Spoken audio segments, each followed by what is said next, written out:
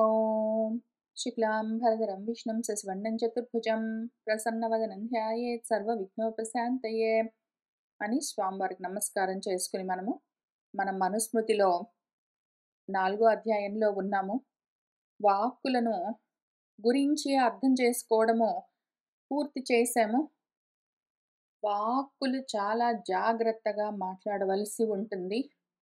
అది చాలా ముఖ్యమైన విషయం. రామాయణం మొత్తము దాని మీదే ఆధారపడి ఉంటుంది. రామాయణం మొత్తం నేర్పించేదే అది. సత్యం. సత్యం మాట్లాడాలి అంటే అది హితకరమై, ప్రియమై ఉండాలి. చెప్పే మాటలో హితం లేకపోతే అహితమైన మాట, ఏమి ప్రయోజనం లేదు అంటే అటువంటిది అసత్ మాట అయిపోతుంది. దాన్ని చాలా జాగ్రత్తగా మనము మన జీవిత పర్యంతంలోకి తెచ్చుకోవలసి ఉంటుంది. ఎందుకు జాగ్రత్తగా తెచ్చుకోవాలి అంటే అసత్ చాలా న్యాచురల్. అదసలు అసత్ అని గూడా మనకు తెలీదు. అది పెద్ద ప్రాబ్లమ్. ప్రపంచంలో ఉన్న విషయాల గురించి మాట్లాడితే అవన్నీ అసత్ విషయాలు. ప్రాపంచికమైన విషయాలన్నీ అసత్ విషయాలు. ఏవైతే సత్ గురించి జరుగుతూ ఉంటాయో అటువంటి మాటలు మాత్రమే సత్యమై ఉంటాయి. అవి ఎప్పుడూ ఉంటాయి. నిత్యమై ఉంటాయి. అవి ఎప్పుడూ హితకరమై ఉంటాయి. అవి ప్రియము, ఆనందము, సచ్చితానందమై ఉంటాయి. అయితే కానీ ఏంటంటే మనసు అసత్ కాబట్టి దానికి తెలిసేవి కూడా అసత్ విషయాలే. అది మాట్లాడేది కూడా అవే విషయాలు మాట్లాడుతుంటుంది. దుఃఖంతో కూడిన సుఖమేదో ఉంటే సుఖాన్ని మాత్రం పట్టుకుందామని ఎండమావి వెంట పరిగెడుతూ ఉంటుంది. ఏదో కుందేలు కొమ్ములాగా, గగన కుసుమంలాగా, ఎండమావిలో నీరులాగా, ఆల్చిప్పలో, ముత్యపు చిప్పలో వెండిలాగా లేని వస్తువుల వెంట పడుతూ ఉన్న మనసు, అట్లానే లేని దాంట్లోనే ఏదో ఉన్నది అన్న ఆభాస ఆనందము, ఆభాస ప్రియము కోసము పరిగెడుతూ యాక్చువల్‌గా ఉన్నదాన్ని చూసుకోలేదు. ఆ రకంగా ట్యూన్ అయి ఉన్న మన మనసు, ఆ రకంగా ఆ రకంగా వైరింగ్ అయి ఉన్న మన డీఎన్ఏ సత్తుని పట్టుకోవడం చాలా కష్టం. అసలు మీలో కొంతమంది ఆల్రెడీ స్టార్ట్ చేసిన వాళ్ళున్నారు ప్రయత్నము. మీకే తెలుస్తూ ఉంటుందది ఎంత కష్టమో. అయితే దాంతో పాటే అసలు నిజంగా గూడా అసత్ విషయాలు మాట్లాడొద్దని నిర్ణయించుకుని ఆ విధంగా ప్రయత్నం చేస్తూ ఉన్నప్పుడు మనసుకి ఎంత శాంతి కలుగుతూ ఉన్నదో, నిజంగా గూడా తెలుస్తూ ఉంటుంది మీకు కూడా. కాబట్టి అవసరమైనప్పుడల్లా మన వాళ్ళు ఎక్కడెక్కడ వాక్ గురించి చెప్తారో మళ్ళీ అక్కడక్కడ మాట్లాడుకుంటూ వెళ్దాం. మళ్ళీ ఇది కాగానే మనం చెప్పుకునే రామాయణంలో గూడా మళ్ళీ అదే విషయం ఉంటుంది. చూసుకుంటూ వెళ్దాం. ఇప్పుడు దాన్ని కొంతసేపు పక్కన బెట్టి, అంటే మనము అభ్యాసం చేయడం పక్కన బెట్టి గాదు. దాని గురించి చదువుకోవడం కొంచెం పక్కన బెట్టి, తర్వాత మనము పోయిన వారం చూసుకున్న ఈ శ్లోకాల్లోని అర్థం ఇంకొకసారి చూద్దాము. వేదాభ్యాసం తప్పనిసరి. దీనికి ఎక్సెప్షన్ లేదు. ఆత్మాభ్యాసము చేసి తీరవలసిందే. ఎట్లా చెయ్యాలి? నిత్యము చెయ్యాలి. అభ్యాసం అంటే ఏమి? అధ్యయనం చెయ్యాలి. ఎవరికైనా నేర్పిస్తూ ఉండాలి. మనం నేర్చుకుంటూ ఉండాలి. ఎవరితోటైనా దాన్ని డిస్కస్ చేస్తూ నేర్పిస్తూ ఉండాలి. అది నిత్యము చెయ్యాలి.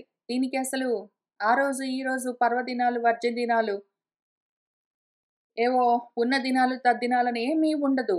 ప్రతిరోజు చెయ్యాలి. యథాకాలం. వేదాభ్యాసానికి కాలమేది అంటే ప్రతిదీ దాన్ని అభ్యాసం చేయవలసిన కాలమే. యాక్టివ్‌గా మనము చదువుతూ ఉన్న కాలం కొంత అయ్యుండొచ్చు. వారానికి కొన్ని రోజులు, రోజుకి ఒక గంటో, 2 గంటలు చదవచ్చు కానీ, దాన్ని అభ్యాసం చేయడం, ప్రాక్టీస్ చేయడం మాత్రం ఎప్పుడూ చేస్తూ ఉండాలి.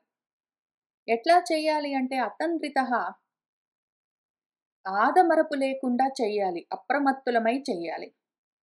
ఆదమరచి ప్రమత్తతతో ప్రమాదంలో, మోహంలో ఉండి వేదం చెప్తున్న దాన్ని పట్టుకోవడానికి, ఆచరించడానికి ట్రై చేస్తే, మళ్ళీ అది మనకి ఎక్కువగా ఉపయోగించదు. ప్రాపంచికమైన విషయమైపోతుంది.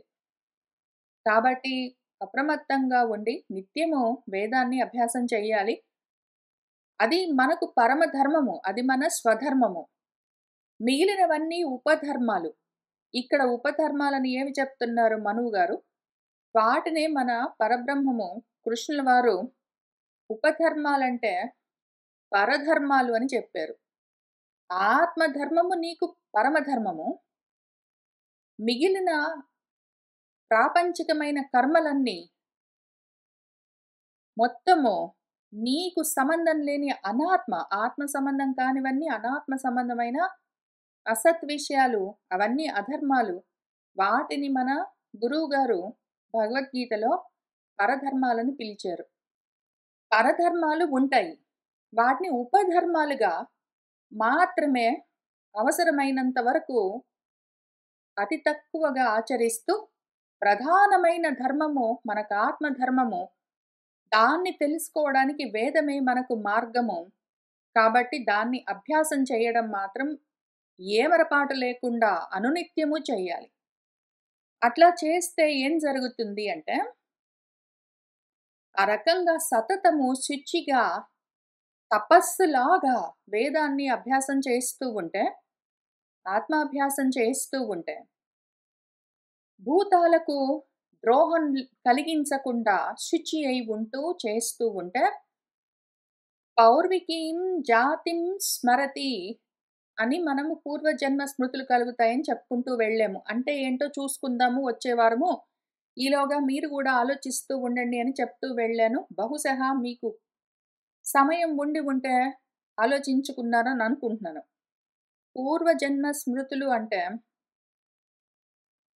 మన సినిమాల్లో చూపిస్తారు. ఈ జన్మలో వాళ్ళిద్దరు ఏదో ఒకళ్ళనొకళ్ళు ప్రేమించుకున్నారో ఏంటో, ఇంతకి పెళ్లి చేసుకున్నారో చేసుకోలేదో చచ్చిపోయారో, మళ్ళీ అవే జ్ఞాపకాలతోటి మళ్ళీ వాళ్ళు పుట్టి మళ్ళీ కలిసి మళ్ళీ పెళ్లి చేసుకున్నారని ఏంటో, అటువంటి పూర్వజన్మ స్మృతులు సినిమా వాళ్ళు చూపించేవి అటువంటివి కావు. ఇక్కడ చెప్తున్న పూర్వజన్మ స్మృతులు అంటే మనలో కొంతమందికి జనరల్‌గా ఐడియా ఉన్నట్టు, పూర్వజన్మలో నేను ఏ రూపంలో ఉండేవాడిని, ఎక్కడుండేవాడిని, ఏమి తినేవాడిని, ఎక్కడ తిరిగేవాడిని, అటువంటి జ్ఞాపకాలు. నేను పూర్వజన్మలో బ్రహ్మరాక్షసుడినై ఉన్నాను. పూర్వజన్మలో నేను బ్రాహ్మణ్ణై ఉన్నాను. పూర్వజన్మలో నేను మేకనై ఉన్నాను అని ఈ రకంగా పూర్వజన్మ జ్ఞాపకాలు గావు. ఇక్కడ చెప్తున్నది పూర్వజన్మ అంటే జన్మకు పూర్వము, జన్మ రావడానికి కారణము. మన జాతి అంటే జన్మ ఏదున్నదో ఇక్కడ ఈ కార్యము, ఈ కార్యానికి కారణభూతమైనది.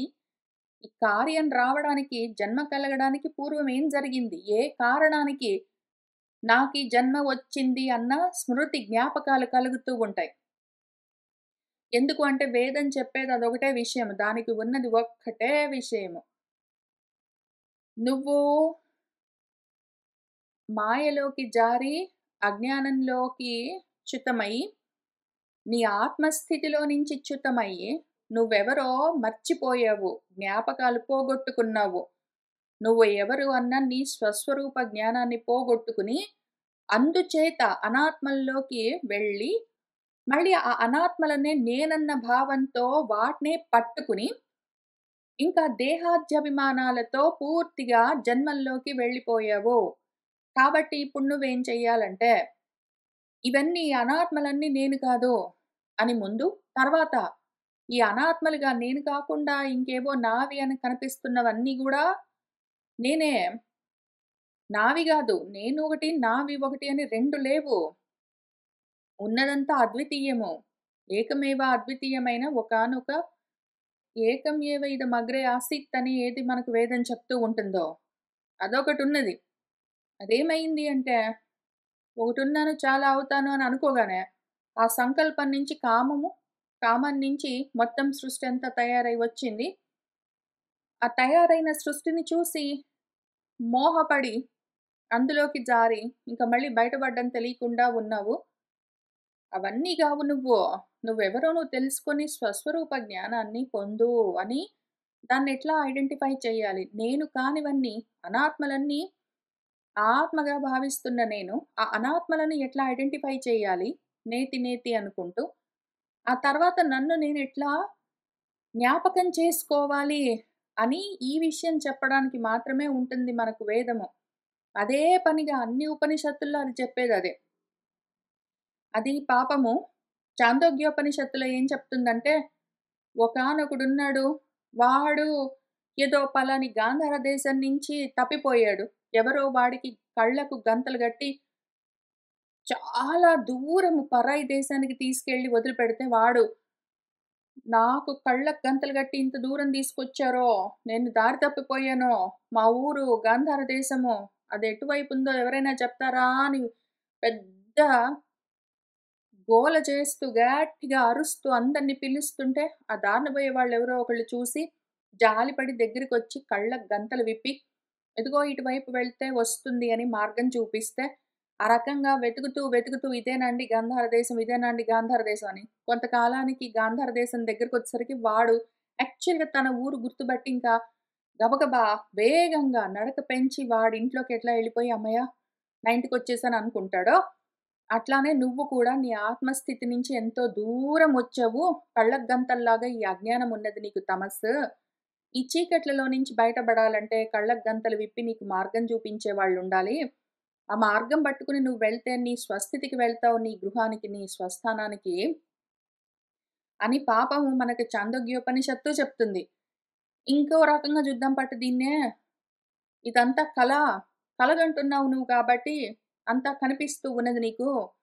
ఈ కలలో నుంచి బయటపడు అని పాపం మాండూక్య ఉపనిషత్తు చెప్తుంది. ఏ ఉపనిషత్తయినా వేదమంతా ఇదే విషయం చెప్తుంటుంది. నిన్ను నువ్వు గుర్తు చేసుకో. ఈ జన్మ తెచ్చుకునే కన్నా ముందు ఏమున్నది? ఆ స్మరణ కావాలి నీకు. ఆ స్మృతులు కలగాలి. ఆత్మస్మృతి కలగాలి. జన్మ తీసుకునే కన్నా ముందు అసలు నువ్వు ఎవరై ఉన్నావు? ఎందుకు ఈ జీవభావంలోకొచ్చావు? ఎందుకు ఆత్మభావనలో నుంచి జీవభావనలోకొచ్చావని నీకు గుర్తుకు రావాలి. అదెప్పుడు మొదలవుతుంది ఆ స్మరణ నీకు?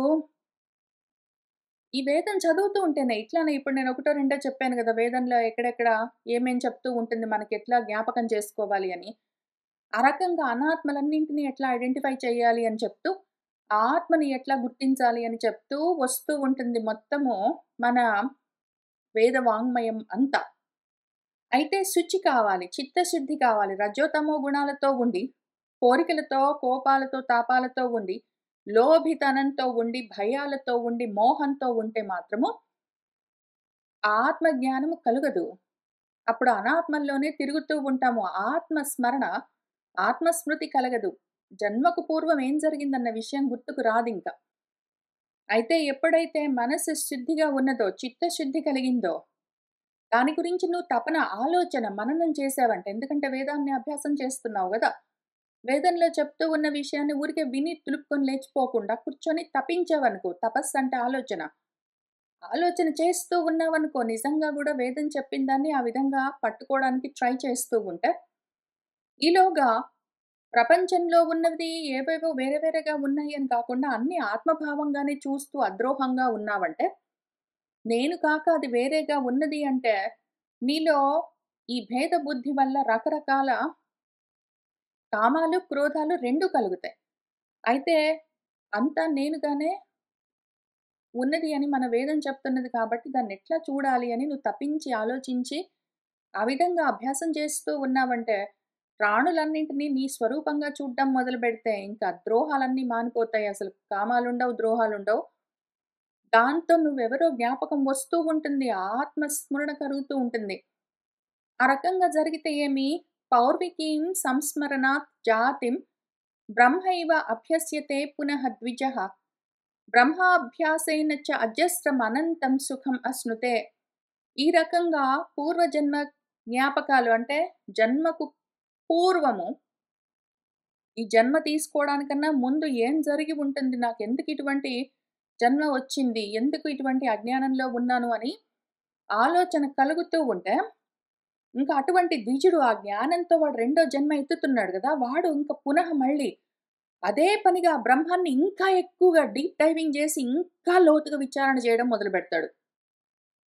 ఇనీషియల్‌గా కొంచెము శ్రద్ధతోటి, నమ్మకంతో, పట్టుదలతో మొదలుపెట్టి, అసలేదో చెప్తుంది వేదము నేను చదువుకొని అర్థం చేసుకుంటాను. పాపం అదేదో చెప్తుంది విని నేర్చుకుంటాను అని ముందు ఇనీషియల్‌గా మొదలుపెట్టినా గూడా, కొంచెం కొంచెము అసల వేదం చెప్పిన విధంగా బ్రహ్మాండాన్ని నా స్వరూపంగా చూడ్డము. కనీసం బ్రహ్మాండాన్ని బ్రహ్మంగా చూడ్డము. బ్రహ్మాండాన్ని ఏంటో అదే బ్రహ్మాండంగా ఏదో ఉన్నది వాడుకుందామని గాకుండా, ఇంద్రియాలతో, మనసుతో, వాటితో, అన్నిటితో, దేహంతో అన్ని రకాలుగా దాన్ని వాడుకుందాం. ఇంకా గావాలి, ఎక్కువ గావాలి, గొప్పగా గావాలి ఇట్లాంటివన్నీ పక్కన బెట్టి, అసలు బ్రహ్మాండాన్ని పరబ్రహ్మంగా చూడడం మొదలుబెట్టి, దాన్ని నెమ్మదిగా అర్థం చేసుకుంటూ ఉంటే, అమ్మో! ఏదో ఉన్నది ఇందులో వేదంలో, అదేదో చెప్తున్నది పాపము అని ఇంకా కొంచెం ఎక్కువగా, ఇంకా లోతుగా అభ్యాసం చేస్తూ ఉంటాడు వాడు. ఆ రకంగా చేస్తూ, చేస్తూ, చేస్తూ పోతే, ఆ బ్రహ్మ అభ్యాసం వల్ల, ఆత్మాభ్యాసం వల్ల ఇంక వాడికి కలిగేదేమి చివరికి ఫైనల్ అల్టిమేట్ అజస్రం అనంతం సుఖం. అజస్రం అంటే ఎడతెగని దుఃఖాలతో, వాటితో, వీటితో బ్రేక్ లేకుండా అసలు దుఃఖ స్పర్శ లేని అక్షయమైన, అనంతమైన సుఖము, అజస్రము, ఎడతెగని సుఖము, ఆనందము నా స్వరూపమని తెలిసిన తర్వాత, నేను ఆనందంగా మాత్రమే ఉంటాను. సచ్చిదానందంగా ఉన్నాక, ఇంక అదొకటే మిగులుతుంది. ఆ స్థితికి వెళ్ళిందాకా ప్రయత్నం చేయాలి. అందుకని వేదాభ్యాసం అత్యవసరము.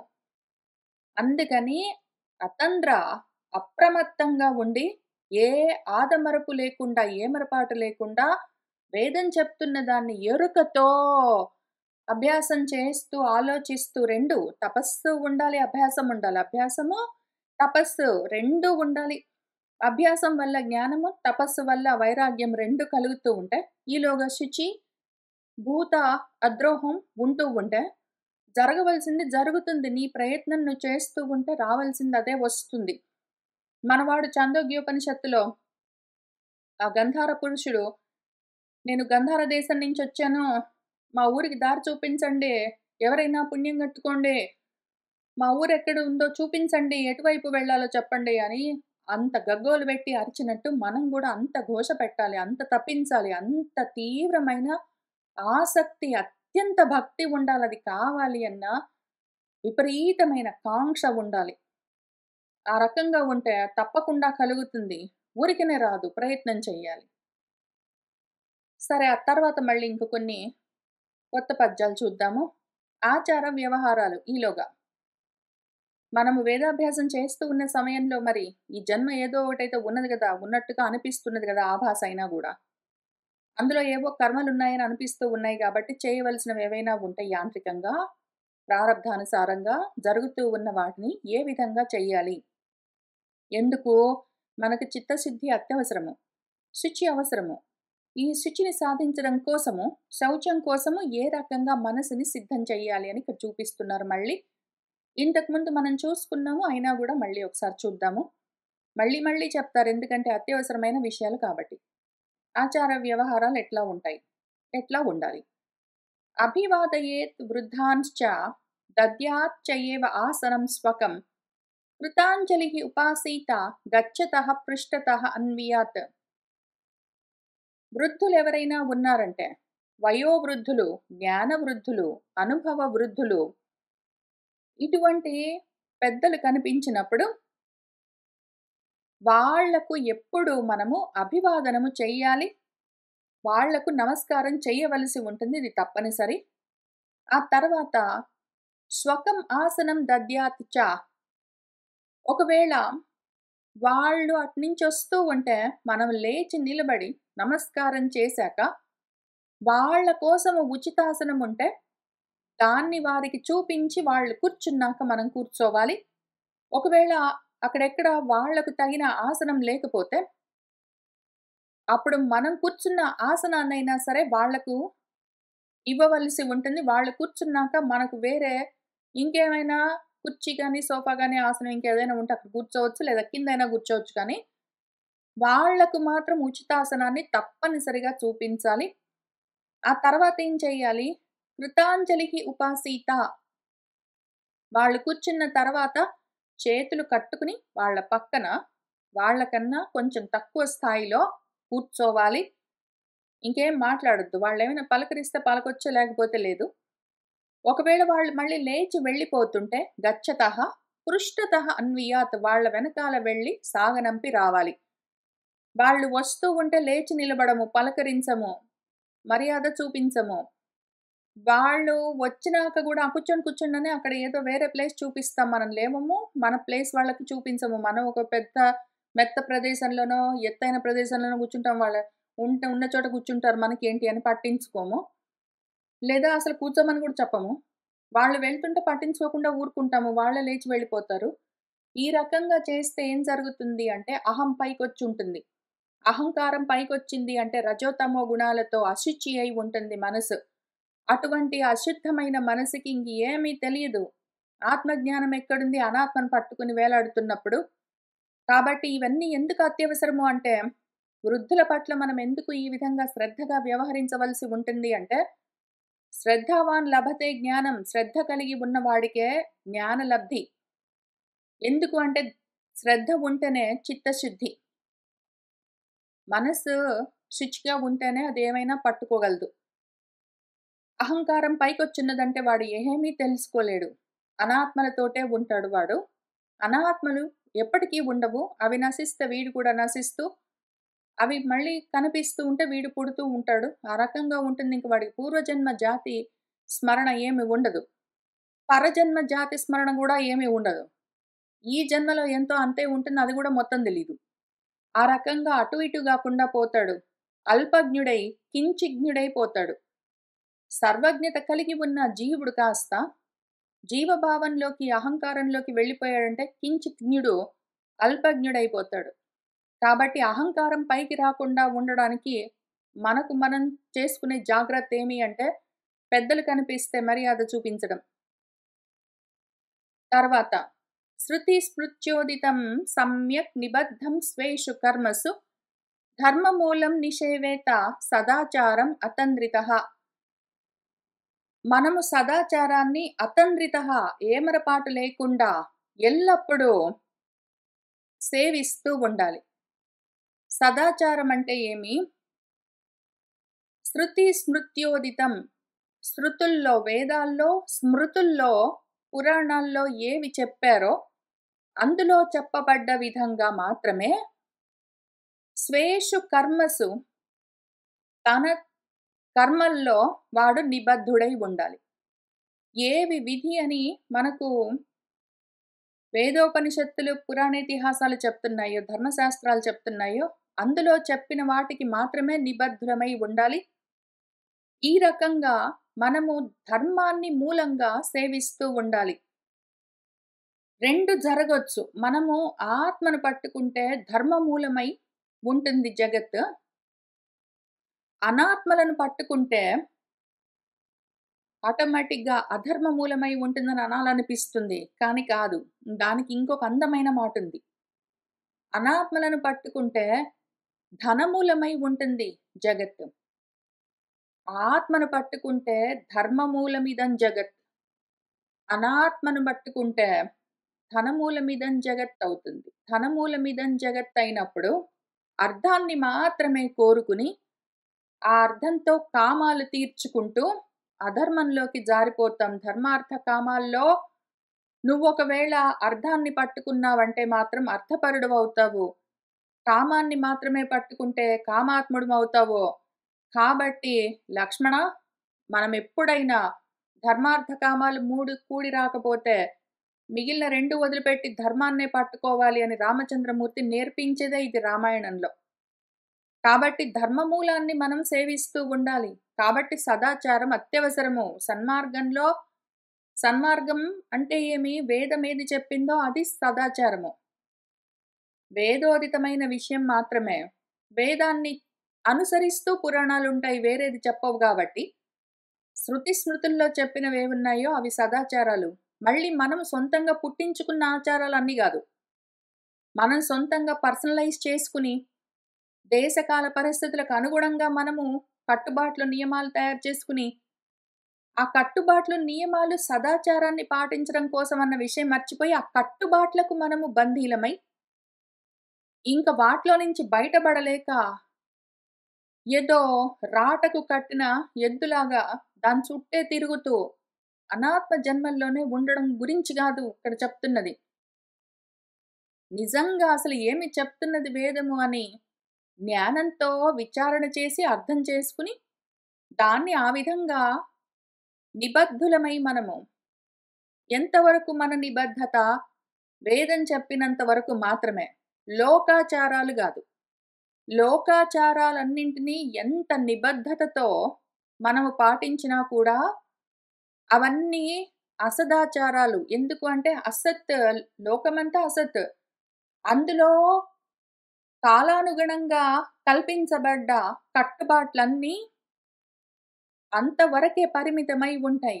వాటికి మనము నిబద్ధులమై ఎంత పాటించినా సరే లోకాచారాలు, వాటి వల్ల ఊర్ధ్వగతులుండవు.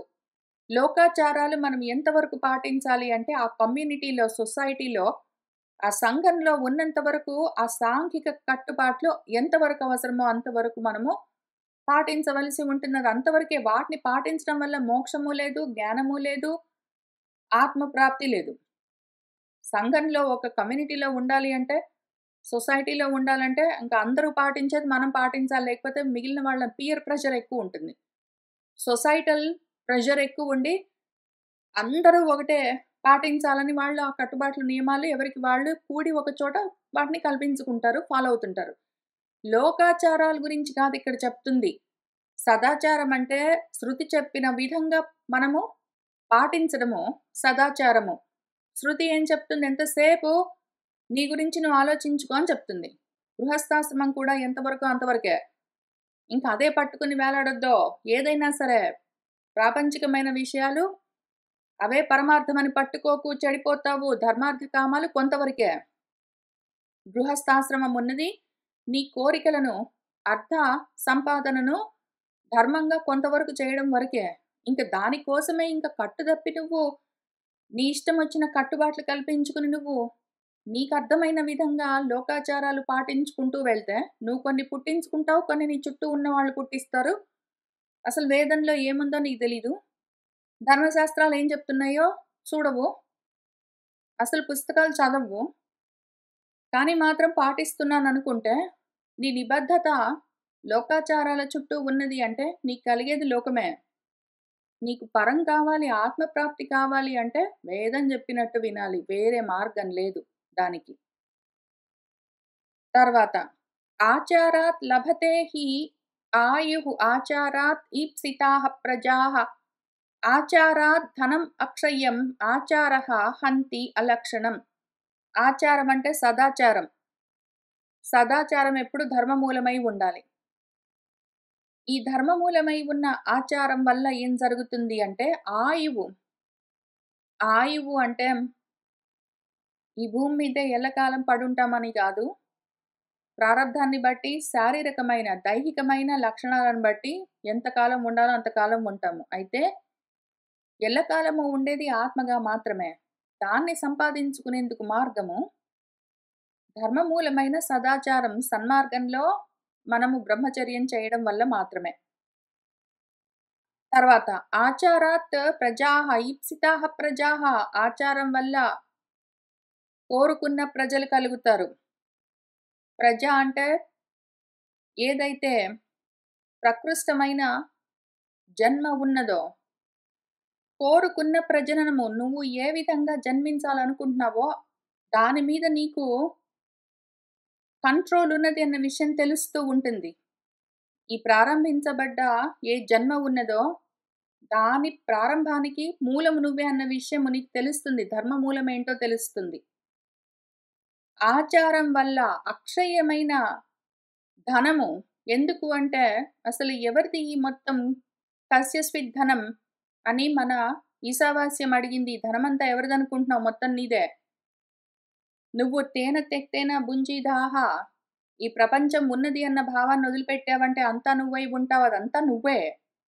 ఎవరిదనుకుంటున్నావు ఆ ధనం అని అడిగింది ఏదున్నదో అక్షయమైన ధనం అదంతా దాని గురించి నీకు అర్థమవుతుంది. అలక్షణం ఏమున్నదో, లక్షణం అంటే చూపించడం అని అర్థము. ఏదైతే లక్ష్యాన్ని చూపిస్తుందో అది లక్షణం. దాన్నే లక్ష్మణుడు అని మన రామాయణంలో చూపిస్తారు. లక్ష్యాన్ని చూపించకుండా, ఆత్మ అన్న లక్ష్యాన్ని, పరబ్రహ్మం అన్న లక్ష్యాన్ని చూపించకుండా అనాత్మలను చూపించేది ఏదున్నదో అది అలక్ష్యం.